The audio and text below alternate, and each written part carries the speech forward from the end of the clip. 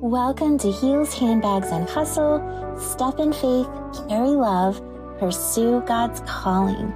This is your host, Rachel Earp, and I'm so delighted that you found my show. My podcast is dedicated to encouraging women to be more bold, confident, and secure in their work and femininity. I've had the privilege of bringing on many outstanding women who share their journeys, stories, and successes with us. I believe women should embrace their God-given gifts and abilities without the entanglements of fear, comparison, or past mistakes. As a wife, business owner, and mom of 2 boys, one with Down syndrome, I have found such joy in the community of supportive women. My prayer is that this podcast elevates each person who listens and inspires a closer walk with God. Now, let's get to it, friends. Hey friends, I'm so excited that you're here for this special episode today where we're going to sit down and have a conversation with Samantha Guthrie, who is absolutely so precious. You're going to love hearing her story, and I'm going to share with you a little bit about her background. Samantha Guthrie, known as the ATM Cash Queen, embarked on an extraordinary career journey navigating through 23 jobs before her unparalleled 28-year tenure as the president and owner of Automated ATM Solutions. So think back to the beginning when ATM machines weren't really a thing. Well, Samantha Guthrie is a big part of how all of that came to be and what we know, like literally as everywhere today, and like every grocery store, bank, like everything. So there she turned a $2,000 investment into a multi-million-dollar company and an 8-figure exit. Renowned for her strategic thinking and innovative systems, Samantha left an indelible mark on the ATM industry by creatively solving issues and leveraging relationships. Her passion is serving high-achieving women by providing life and wealth strategies using practical advice for exceptional results. Her specialty is serving spouses who work together and are seeking thriving personal and professional fulfillment. Samantha lives in Scottsdale, Arizona with her husband of 28 years, where she passionately advocates for women's empowerment and directs her philanthropic efforts toward community and faith-based causes. So I read all of this because I just think there's so much depth to everything that she has accomplished. And I love that she's such an advocate for women who work with their spouses. It's something that is very personal and special to me because I work with my spouse also. So that was a common bond that we have. And I have learned so much from her wisdom around just that alone. I'm excited to dive into the conversation of her perspective, having been married for 28 years as opposed to my 14 years, and how she got started in taking a $2,000 investment. And now look at all the ATM machines we see everywhere. It's just really cool to see where she came from. And I know you're going to fall in love with her because she is just so sweet and genuine. So without further ado, let's get right into the conversation and learn from Samantha Guthrie today. Friends, welcome to this special episode of the Heels, Handbags, and Hustle podcast. Look at this beautiful lady that I have today in front of us, Samantha Guthrie, who is going to share just some pieces of her story that I know will have such a huge impact. I promise you're going to love it. Samantha, I'm so honored that you could come onto the show and share pieces of all that you have come through. And I know we're going to go really deep into different aspects, but let's start at the beginning. Who is Samantha Guthrie for those who are just getting to know you for the first time? Thank you, Rachel, and thanks so much for having me here. I'm excited just to share my winding road of wisdom with your listeners. The best roads are never straight, right? So my story, I grew up in San Francisco. I started working when I was 13 years old. I've had 32 different jobs before starting my own company. Wow. And that was actually 28 that we started that company. My boyfriend, Michael, who is now my husband of 28 years. He and I were both working at a clinic, a medical clinic. We both got fired at the same time because our the medical director people were fraudulently billing the state, and they knew, we knew, and anyhow, it just was like Wow. horrible. And so Yeah. what had started out for both of us, which was, go to school, get a good job, the Mhm. American dream, buy a house, whatever, turned into like this horrible story where we both felt terribly dishonored by, Mhm. just getting let go out of nowhere and no fault of our Yeah. own, even though we'd both been doing great jobs. Right. So that actually motivated us to want to become entrepreneurs. So we immediately got jobs working like at a temp company, doing like low level entry work and just anything to make bills, pay the bills. We got a roommate who got into an argument with his girlfriend and broke all of our dishes in the middle of the night one night. I mean, like, it's just Oh like my this gosh. crazy, crazy story. But, it was actually in both being fired simultaneously that we thought, man, I just don't want to be subjected to, my employer's needs over my Mhm. own to, pay for things. And we started our ATM company. And the quick evolution of that is ATMs had just kind of started being able to be non-bank owned. And we were trying to sell them. Nobody wanted to buy them. And finally, we're like, what if we did it? And you just made a little bit per transaction. And someone said Wow. yes to that. And we bought our first ATM machine on my credit card and drained our bank account of all $2,000 we had to our names combined. And Wow. that was the beginning of our ATM company. And 28 years later, which was basically about a year and a half ago, we sold that company with an 8-figure exit. So from Wow. $2,000 to 8 figures ended up being, my life's work basically, but kind of Yeah. quite the story of learning things, sometimes the really hard way. And Yeah. if there's any way I can share my experience and not have people have to go through it the way I did, or help them Right. get out of something, that's sort of my mission now. Because otherwise I feel like I learned it the hard way for no reason. And I Mhm. feel like the purpose would be to share what I did, even if it wasn't a pretty story, so other people can say like, oh, I'm doing that. Maybe I shouldn't Right. be, or good, there's an answer to how you get out of that. And the more people I've talked to, the more I realize it's a very similar story for a lot of people. So tell us what the hustle was like back then. How did you take that idea, that small investment to you guys then? Because that was everything that you had. And how did you take that and make it grow to the exit that you had? Can you tell us the behind the scenes of what that took? You mentioned at the beginning about the winding path, and I love that because there's a lot of ebb and flow to how a business starts and a dream and an idea that was born out of you guys being let go from traditional corporate America thing. How did that look like for you guys in the beginning? Yeah, so initially it was sort of the side hustle, right? So we both had other jobs, and then this was the side hustle, and the side hustle just kept getting bigger. But, like, especially like if you work with your spouse, it doesn't matter who you work with, but, if you're working with your spouse, there's three people in this relationship. There's you, there's your husband or your spouse, and there's the company. And everybody Mhm. has their own individual needs. And so you've got yours, your spouse has theirs, and the company's like, yeah, but this is happening today. And so initially, when we started the first 3 years, we didn't have any days off. We would take Mhm. off Sunday afternoon. So Sunday at 1 o'clock, we'd leave the office and then be back Monday morning. And so the hustle was hard.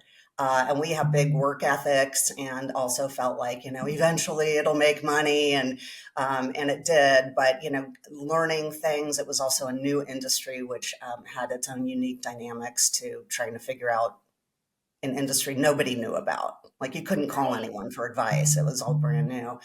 So there was a lot of, education that we needed to get. But ultimately, we realized first we have to take care of ourselves, like eating and paying bills. Then we Mhm. needed to hire help, which, looking back, I would have hired better help sooner. That is my advice to anyone, is if you can hire someone to do it. Because if you think about like any business idea, like if you're the idea person, you're probably not the accounting person. Mm-hmm. And if you're the accounting person, you're probably not the technician. Right.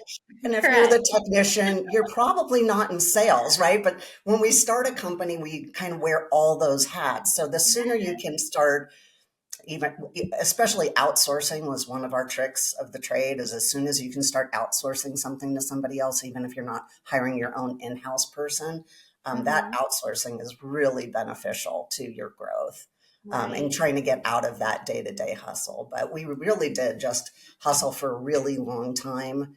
I have a sales and marketing background, and for our company I did compliance, accounting, and legal, and I just hated it for a really long time. I liked Yeah. the company, I liked the clients, I liked what we did, Right. but literally my duties kind of sucked. Yeah. And this is like, to our point earlier, it's sort of like, the company has its own needs. And as a business owner, you're trying to fill them. Yep. And it's my number one belief that we all start companies for a reason. Most of Mm-hmm. it is to provide some kind of lifestyle that we're looking to have. Yeah. And then the company can get in the way and you lose the vision. And it's Yeah. important to remember that your company is there to serve the life you want.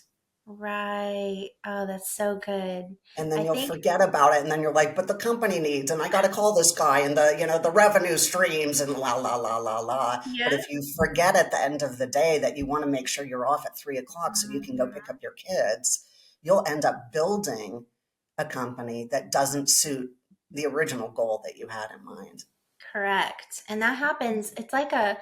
It's almost like it creeps up on you and you weren't really fully aware of how it kind of encroaches. And like you said, it's so important. That was really good to go back sometimes when you're an entrepreneur and you've built something. You have to go back to the foundation and remember why you did it in the first place, because it's easy to get invested, you put so much into it, all of a sudden it's starting to flourish, and that's exciting. But then it also becomes very draining with that growth. And, when you scale something, also means more responsibility, more assets, or maybe more employees or locations or whatever that looks like for that person. And then it's so easy for the burnout to just be like, what am I doing? I feel like I'm enslaved to this thing, and it's no longer serving what I originally wanted. So I love that you share that, because I think that's an important thing to do, consistent reevaluations, like, okay, is this going the direction that I really, really feel it should and that I wanted it to go? And be honest with what that looks like, because being able to outsource, and you can't sustainably wear that all the hats forever. And Right. that's hard, it's hard. And you have to let go of control. Ah, Yes. it's like that's going to be your. I always say, like burnout is your friend. Okay, it's telling you something needs to change, Right. and it's Right. okay to feel burned out. It's not okay to keep feeling burned out and not making Mm-hmm. changes. So the Mm-hmm. actual element of feeling burned out or overwhelmed, or stuck, like they're all kind of the same root, is Right. you're doing something that's not really, in alignment with what you want to be doing, or how you Mm-hmm. want to be feeling. So those feelings of burnout or stuckness, or that overwhelm, is Yeah. actually your body trying to get your attention, to Mm-hmm. tell you to slow down with whatever you're doing and start looking at something else. And Love so it really that. is there to serve you.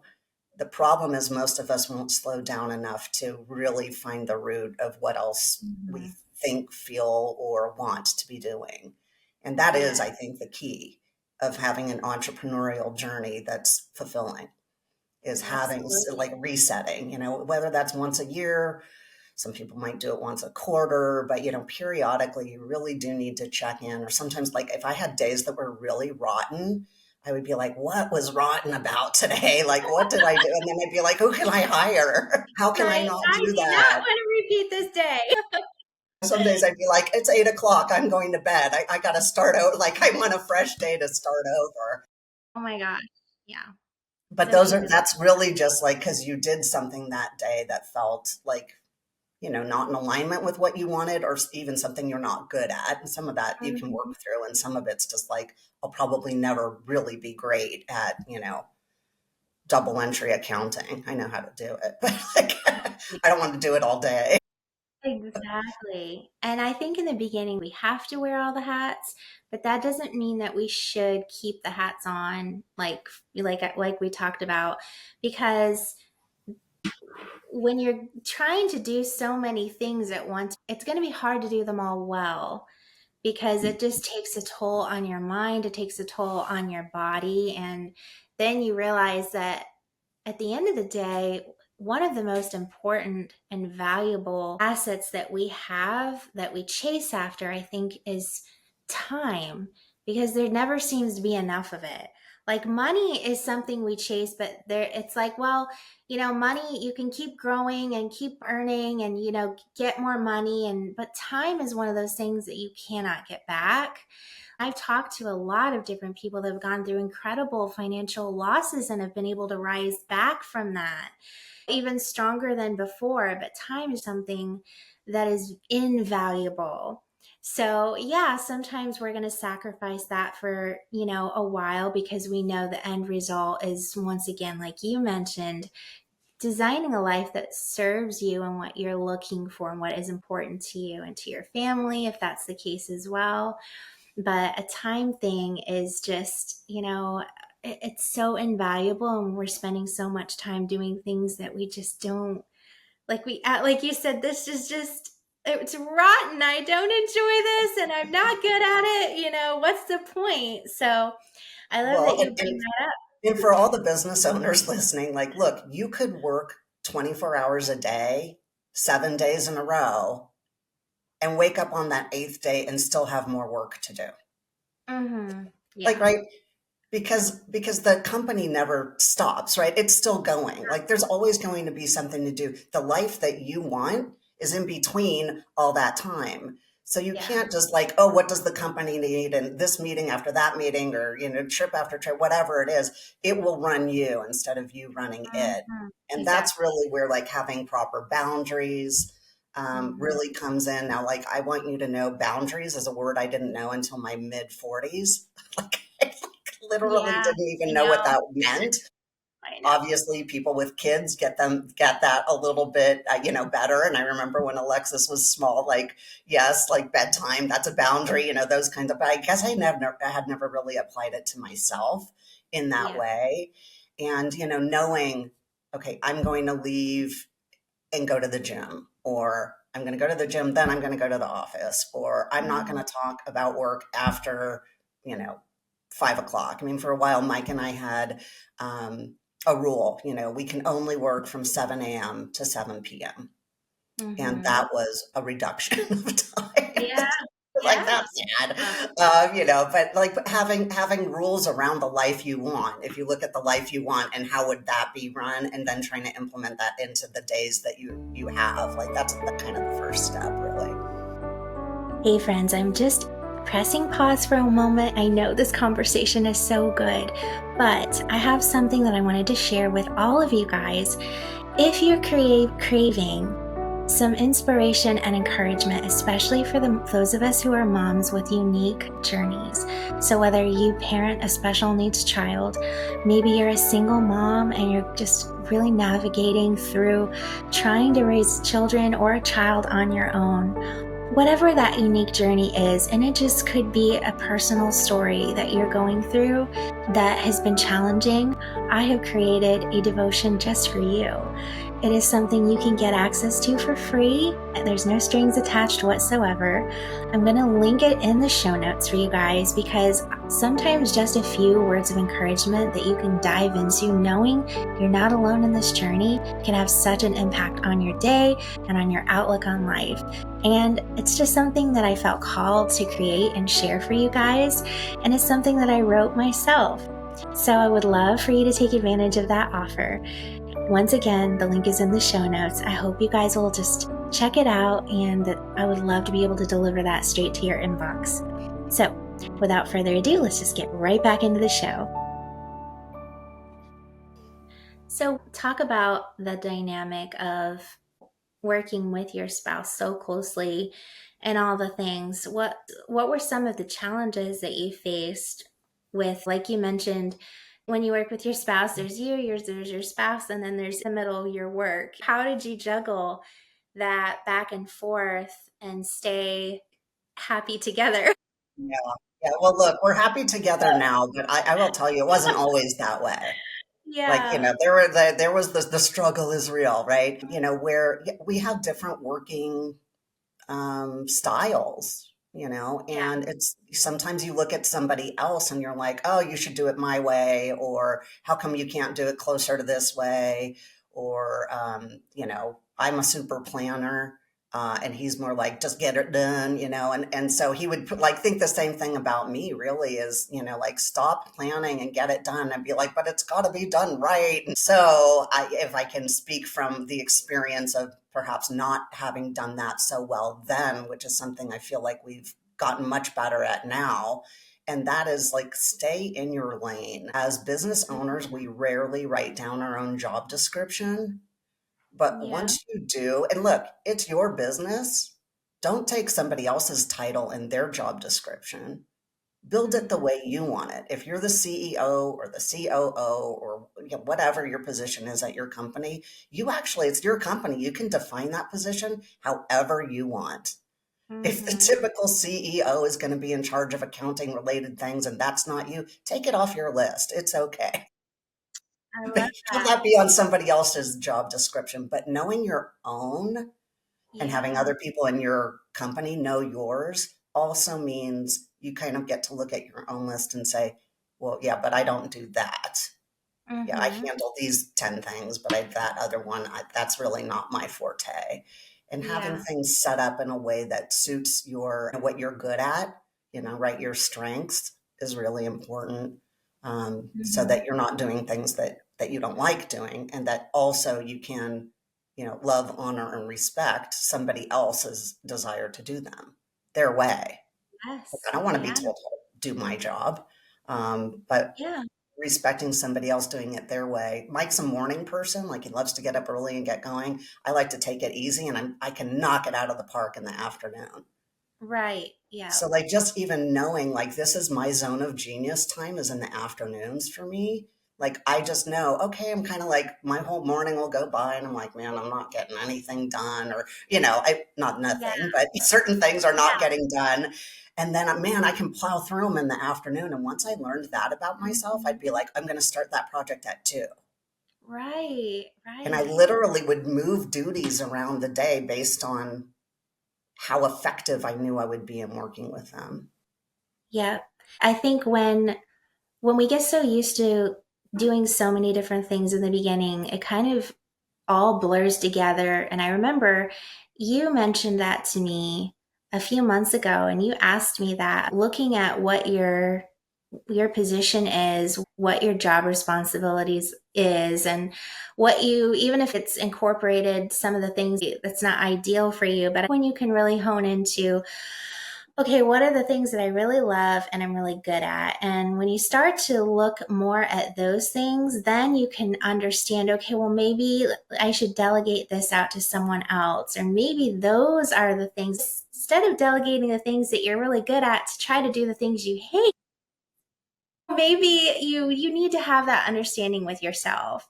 And I think for a lot of times, and I'm going to speak to women in particular, just because I feel so called to encourage women in the business space, because number one, we fall into that comparison trap so much, where we think it's so glamorous to hustle really hard and stay up all hours of the night, and plus we're moms, or plus we're doing this and that and running all over the creation.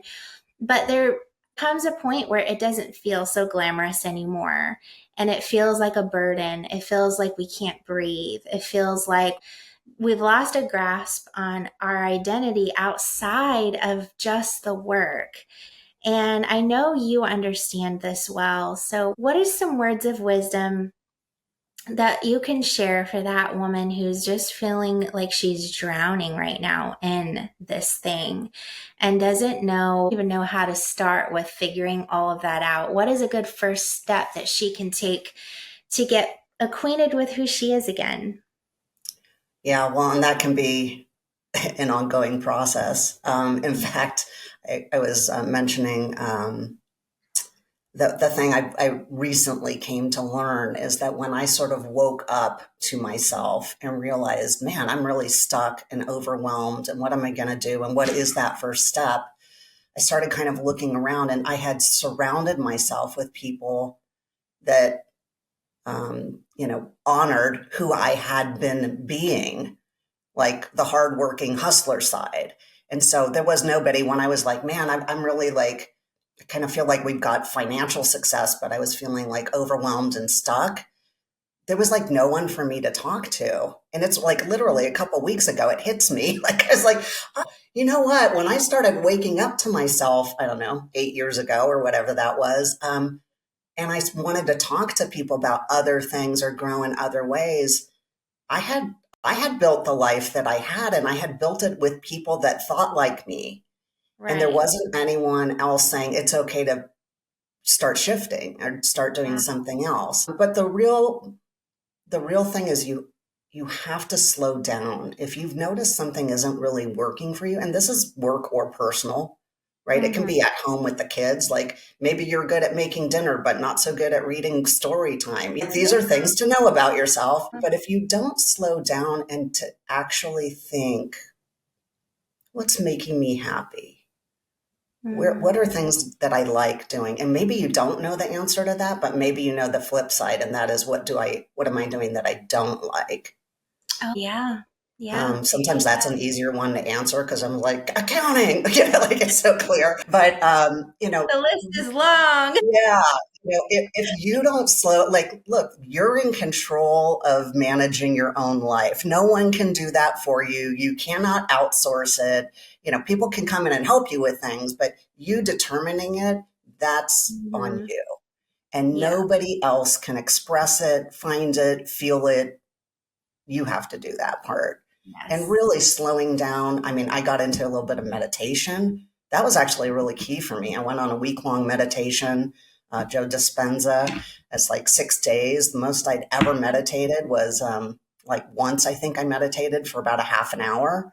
And Wow. instead, I signed up for this week-long thing where we meditated for like 50 hours in a week. And That after the sounds like very a lot of work. right? After the first night, which was like an hour and a half meditation, I was like, yeah, okay, I get it. I'm certainly not doing that all week.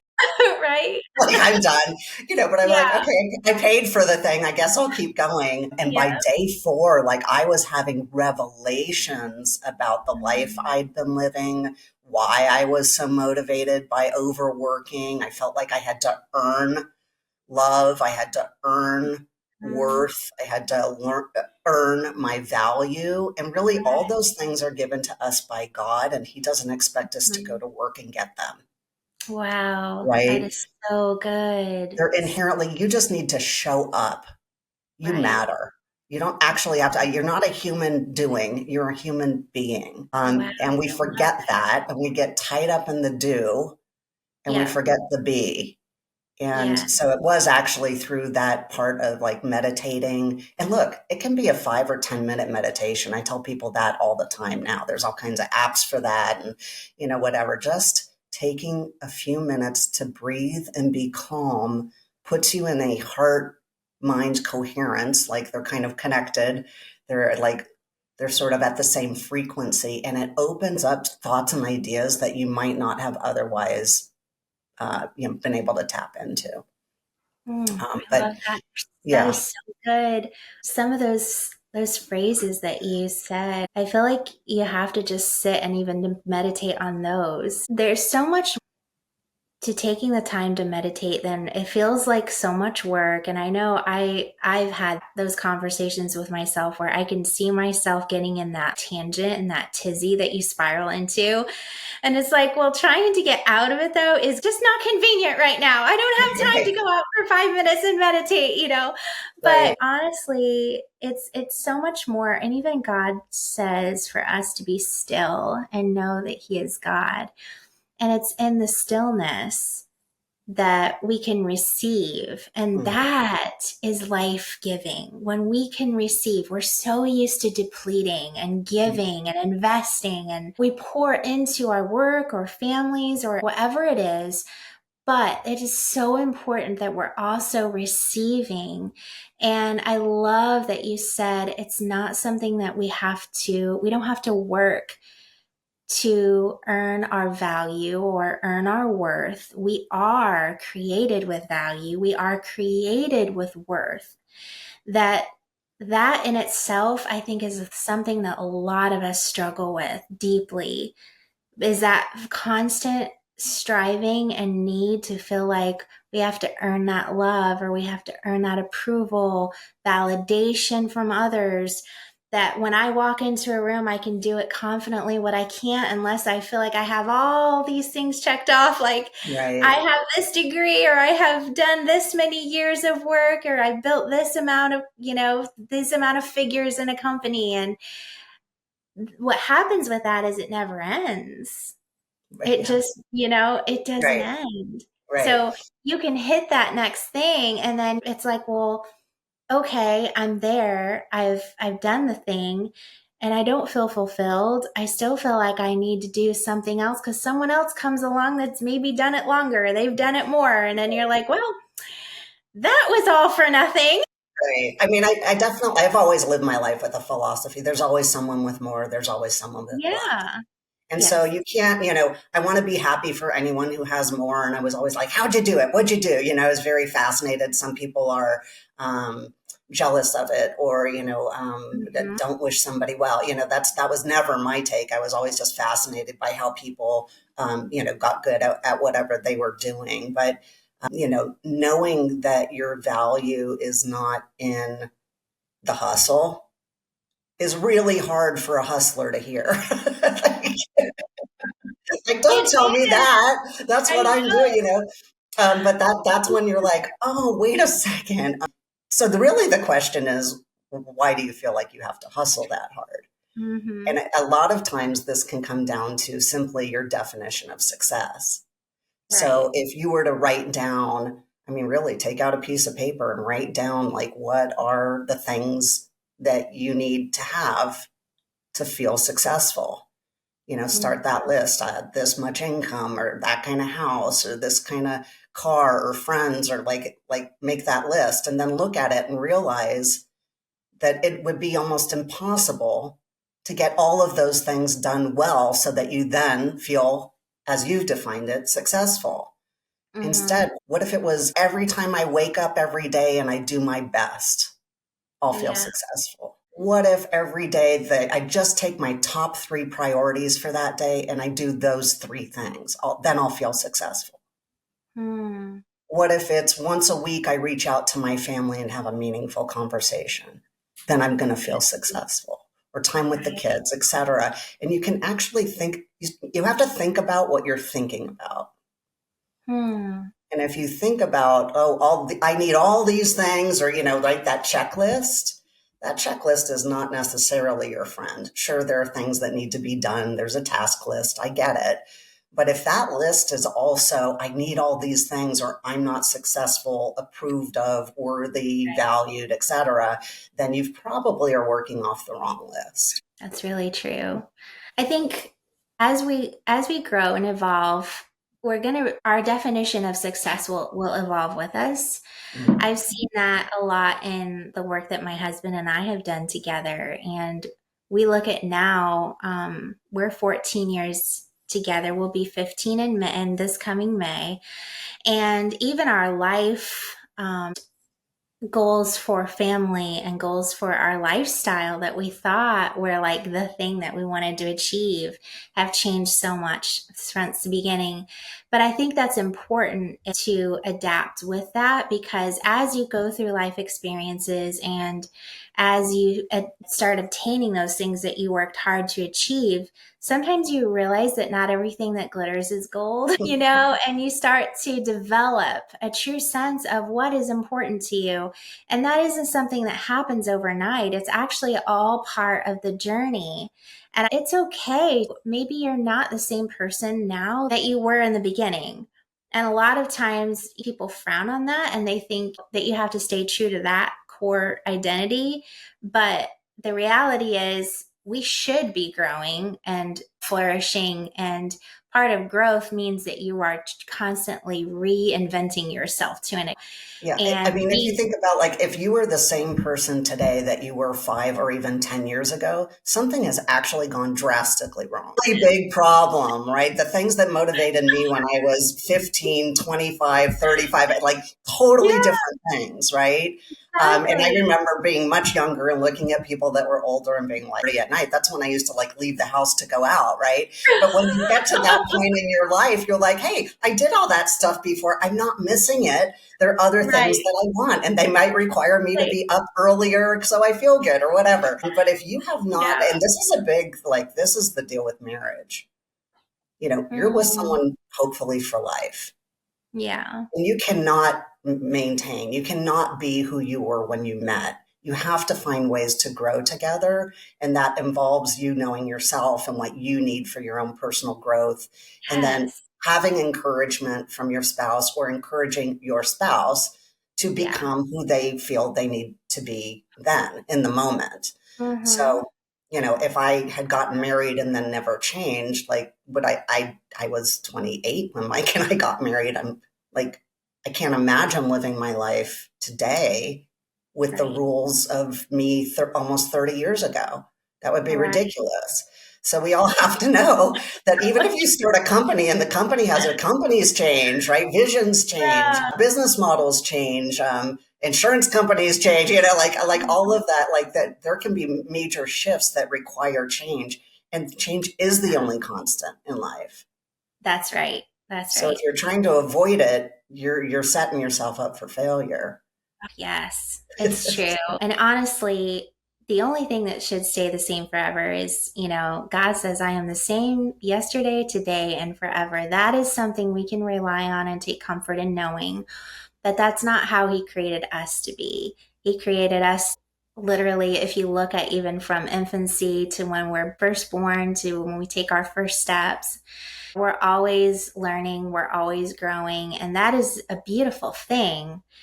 But it takes time and it takes an effort to realize that if I'm at a place in my life where I feel stuck and I feel trapped, then I need to press pause on something. There's something I need to press pause on so that I can identify and put a finger on what that is so that I can move that out of the way, whether it's a person or maybe it's just too many things on your plate that you need to start saying more no's or creating more boundaries. Those are all healthy things to incorporate and remember. One thing I have found very encouraging about you is you're very good at asking those questions that make people think about those things, but not in a way that feels intrusive or judgmental. But literally, when I hear you speak, I can tell that it comes from a place of, hey, I know what you're feeling. I know what that feels like. And I have been there. And I know that you dedicate so much of having done the successful things, and you're in a different place now than you were. So, what is Samantha passionate about now? I know you give back in a multitude of ways, but I'd love for you to share with our listeners what that looks like.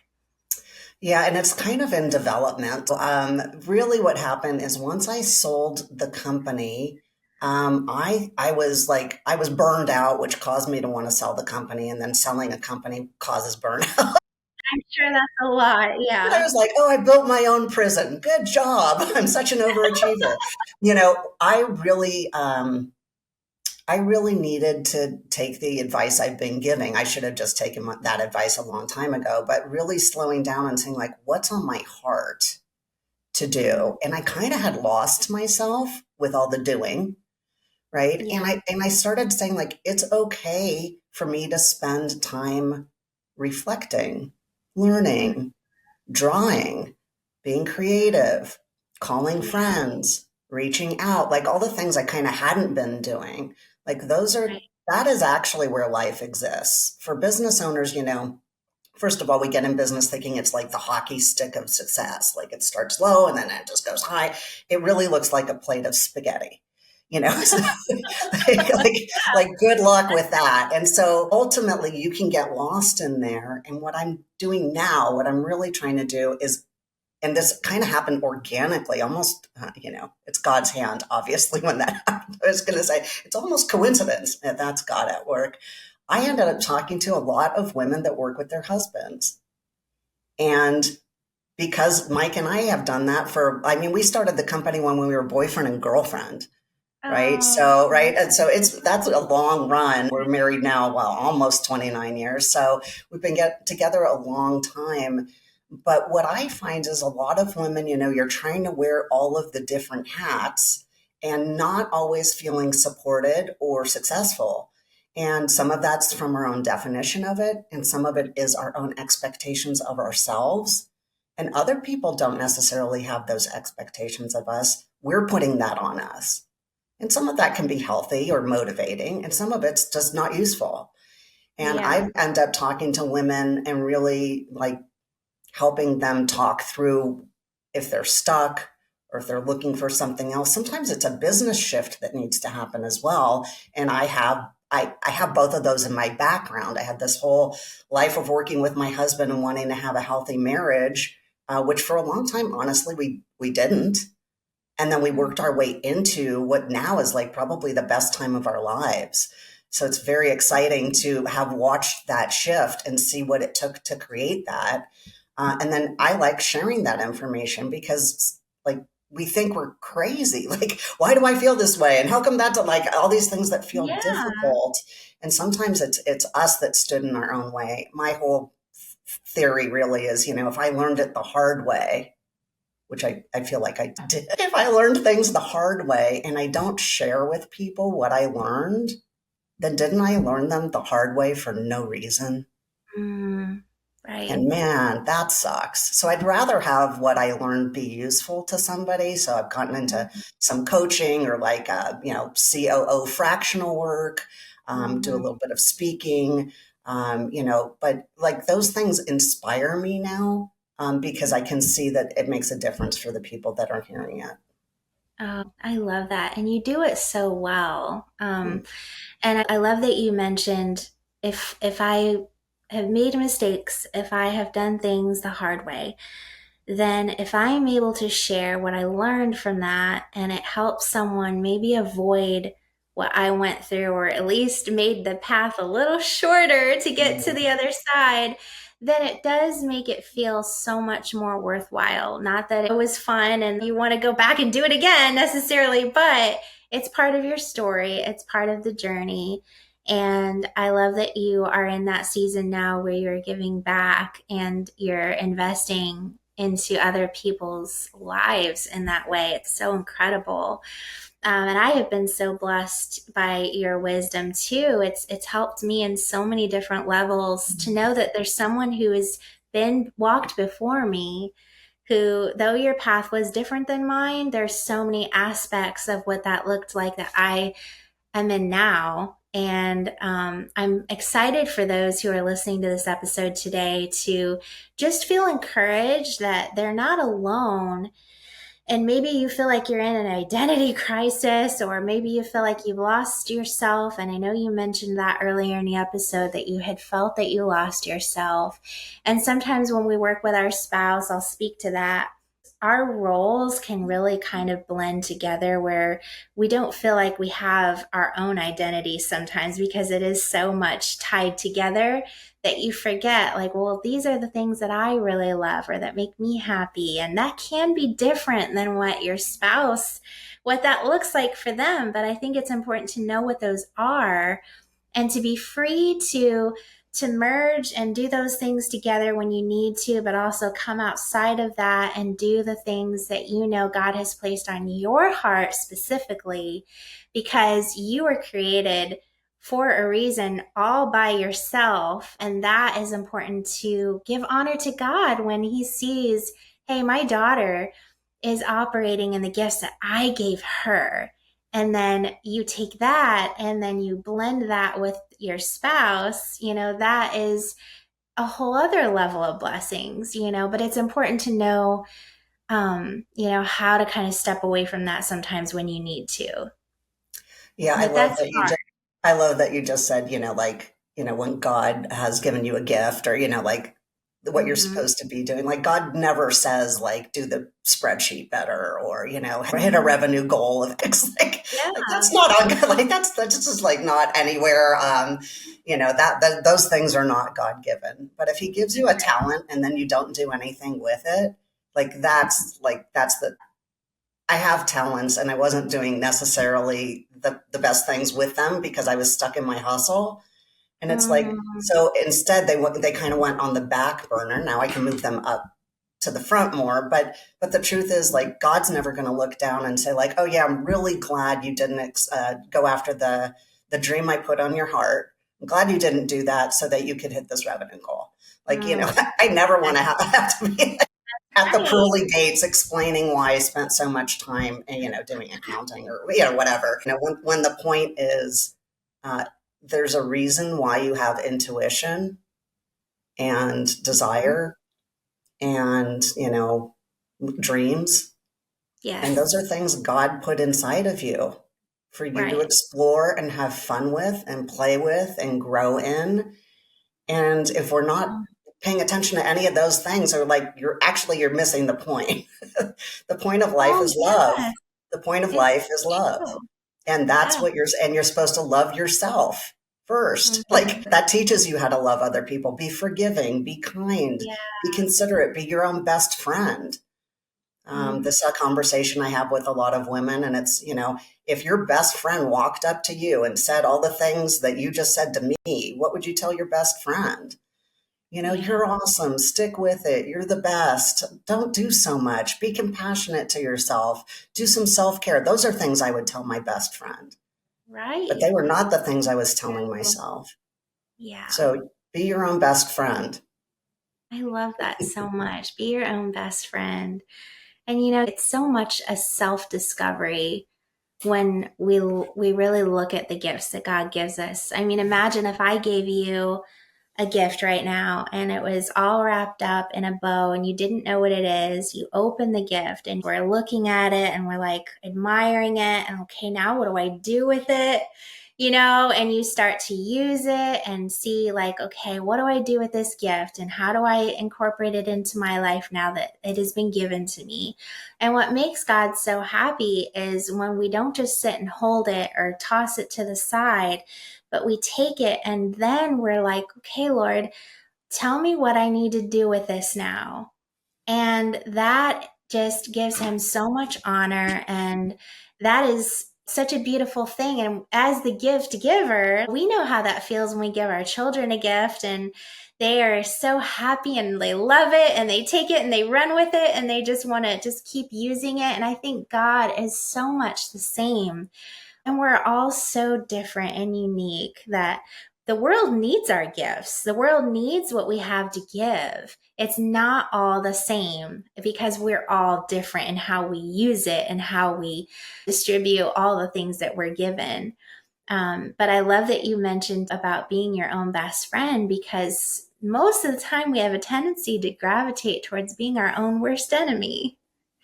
And that's very hard. That's a Yeah, hard I place. look, forgiveness and compassion and encouragement are things we normally think about for other people, Yeah. but Yeah. they're actually for you, from you.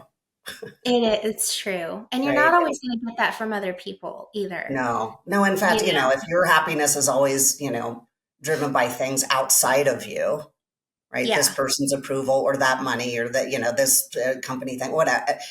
If your happiness is always outside of you, you're always needing more. You always need that input. You always are dependent on an outside source creating your happiness. When your exactly. happiness comes from within, when you feel more like I'm serving God well today, or I'm serving other people well today, or I was a good mom today, or I was very creative at today, like things Mm-hmm. that are within you, you can always find happiness, even in difficult times. I love that so much. Well, That's a hard one for like business owners need that one, right? I Like business know is hard. That's all. Like it's hard to do business well, and you get it stuck is in hard. it, and then you kind of forget that sometimes the gift is like the box it came in, which Yes, actually everybody has, right? like It's it's not so really the gift true. inside. It's like the box is also the gift too. But Yeah. another thing is people will kind of think like, oh, I don't have the talent for something, or I don't know how to do that, and then they just stay with Mhm. I don't know how. I Yeah. believe that we've all been given a toolbox. Our parents had Mhm. their toolbox. They gave us some of the tools out of their toolbox to put into our Mhm. toolbox. And some of our Right. parents had lots of tools, and we got lots of tools. And some of our parents didn't have lots of tools or limited tools, and we Mhm. got limited tool set. And then when we Mhm. open our box of tools to figure our way out of something, we're like, man, I got a screwdriver. And three nails. Like, what am I going to do with that? It's our job to go figure out what tools do we need? What Yeah. tools can I go get? There's so much education online now. You Yeah. don't have to go to a class. You don't have to leave your house. There's so much, like just YouTube the thing, but there's so many ways to become educated Right. on things, on growth, on Mhm. different topics that like it's just our job to go get the toolbox. But remember, God's given you the box. It's a box of love. It's Mhm. always full of love. You can't see it, you can't hold it. It's just there. That's always in your toolbox.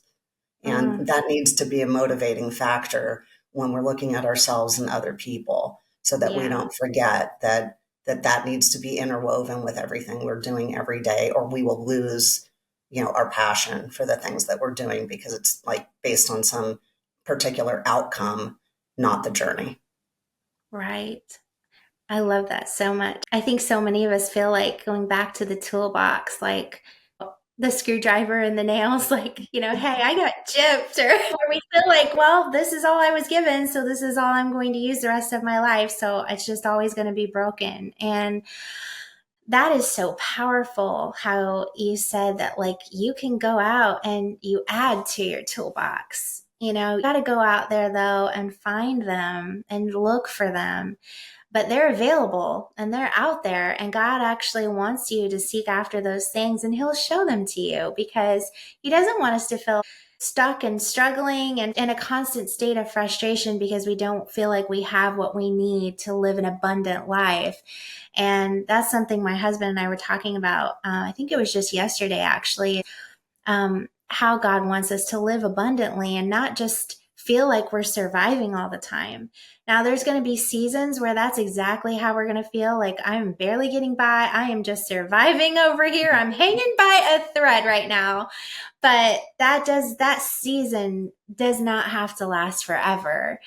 And that's where the hope is. If that's where you're at right now and you're listening and you just feel like you're hanging and dangling by that little thread that's about to snap at any moment, you're not the only one who feels that way. And God will give you the tools you need to either rebuild that thread or get to a different one or whatever. He's just there in the stillness, and he's there in the perplexities, and he's there in the trials, and just as much there in the joys and the triumphs as well. So I love all of the stuff that you shared with us today. This has been a beautiful guide. And one of those episodes I think a lot of us need to listen to more than once because there's just so much gold in this. I just want to thank you for spending time and sharing that. What is a last thought that you'd like to leave with our listeners today, and also share how they can find you and connect with you? Yeah, thank you. And thank you so much for having me. Anytime we get to chat, I just love our conversations. And I Me love too. that they weave in between like practical and, God and dream life and what ifs, and that it really is what life is about. I think to sum something up, or, leaving somebody with a parting thought, you're always in a growth cycle. What got you here won't get you there. Like, you're just always evolving, and like, honor the fact that you're evolving and that you'll need different things and you'll want different tools. That includes different people sometimes in your life. And it's okay. You're meant to change. You are not Yeah. meant to be the same. So it's like, this is just life talking to you. If you're not feeling comfortable, if you're hanging on by a thread, put a date down on your calendar. I'm going to check in with me in 30 days or 90 or whatever your interval is, and say, I'm going to just spend half an hour thinking about myself, and checking in. Is this still a problem a month later? Is this still a problem 3 months later? What else can I do? Like, those are, checking in with yourself is really the first key in designing the life and making the changes that you want. And for anyone who's trying to reach me, SamanthaGuthrie.net is sort of my general go-to right now. My husband and I, we work on life and wealth strategies. And that's really what I'm passionate about. That's just what I know about. And I know about them from doing it the wrong way and doing it the right way. So I like to bring it all to the table. So I'm here to serve. I love that so much. And I love the part about checking in with yourself, and even if you have to put it on the calendar. So if you get a calendar invite from me, Samantha, that says Rachel's checking in with herself, just know, like, I'm just saying, hey, make sure that I do this. Hold me accountable. That's great. I love that so much. Yeah, and you'll love yourself for it, right? Yes. Anything you can do for yourself, then you become reliant on like, you can do it. Like, working out. If I don't work out, eventually I just don't take my own word for it. But once I start doing it regularly, I'm like, oh, I can count on me. That feels really good.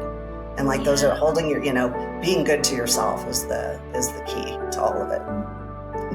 So good. So good. I'm gonna do this. I love it so much. I'll hold you to it. Okay, I know you will.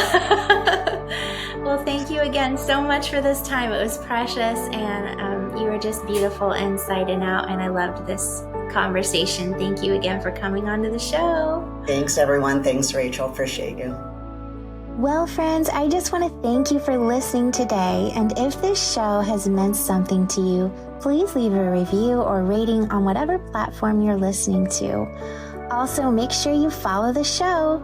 This helps me continue bringing episodes like this where women can share their stories and link arms together. I hope you feel inspired and refreshed. Now get out there and hustle, girlfriends.